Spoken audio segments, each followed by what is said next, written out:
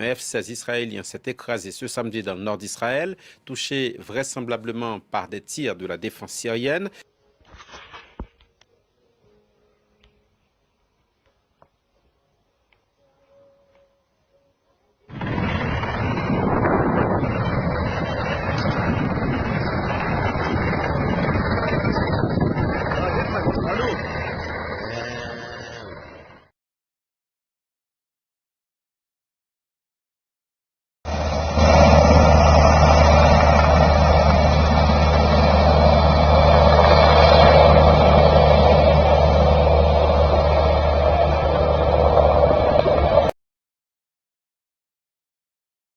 L'avion rentrait d'une incursion en Syrie où il aurait ciblé des cibles iraniennes et syriennes, 12 selon l'armée israélienne.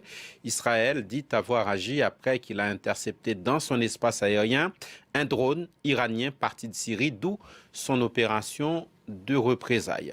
Les versions sont tout à fait différentes. Alors d'une part, la version d'Israël est que les forces de défense israéliennes ont visé, comme vous l'avez dit, 12 cibles iraniennes et syriennes sur le territoire syrien dans le cadre, je cite, d'une opération de grande envergure. Un avion de combat F-16 israélien est tombé donc dans le nord d'Israël, mais là encore, les autorités israéliennes n'ont pas précisé s'il s'agit d'un incident technique ou si l'avion a été abattu par des tirs anti-aériens.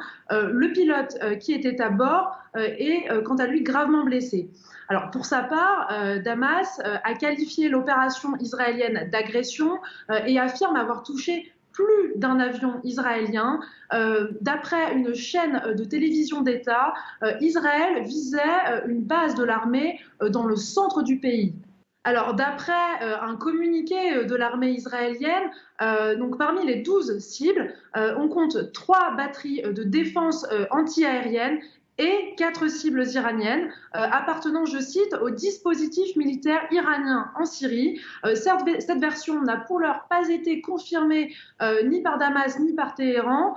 Et je rappelle que depuis 2011, l'Iran et son allié, le Hezbollah libanais, sont engagés auprès des troupes de Bachar al-Assad en Syrie. Et c'est cette présence qu'Israël voit d'un très mauvais œil, puisque l'Iran et le Hezbollah libanais sont ses ennemis jurés dans la région.